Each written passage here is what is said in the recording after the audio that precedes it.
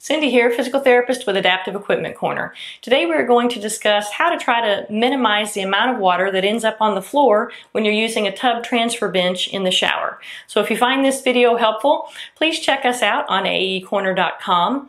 Also, share this on Facebook and like the post, as well as checking out our YouTube channel and subscribing to that to stay up to date on the latest videos that are coming out. Okay, first of all, I would recommend buying the least expensive shower curtain possible. I got this one for under $1. The second thing I would recommend is buy more than one because you might make a mistake on the first one, as I have before. So I've got the shower curtain here.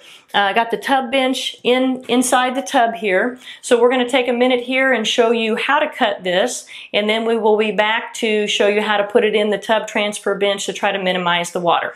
When cutting the shower curtain, I left it hanging on the shower rod right in front of the transfer bench, placed in the tub where I needed it. When you're going to cut this, the top of the V, you don't want it to be any wider than the tub transfer bench width. So I kind of pulled the curtain up onto the bench so that I could see where the sides were. In starting at the bottom of the V, I went right in between the two legs, just an estimate. Started here at the bottom, I left about 1.5 inches width, cut up in the direction of each side of the tub transfer bench in a V shape. And we also had a good comment of putting a piece of box tape at the top of the slit so it would not allow this V shape to run up any further than the actual cut.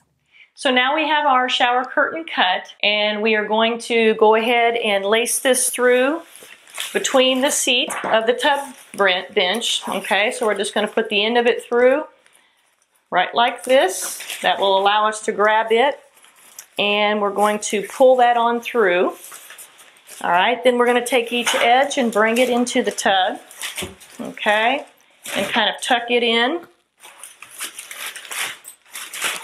Bring that over like that and tuck that around.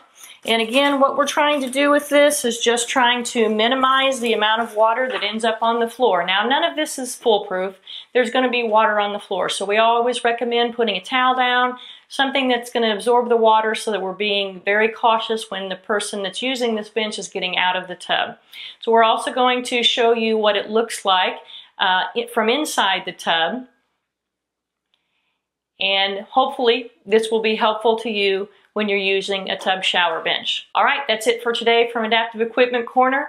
Have a great day, and don't forget, if you can't do it, adapt it.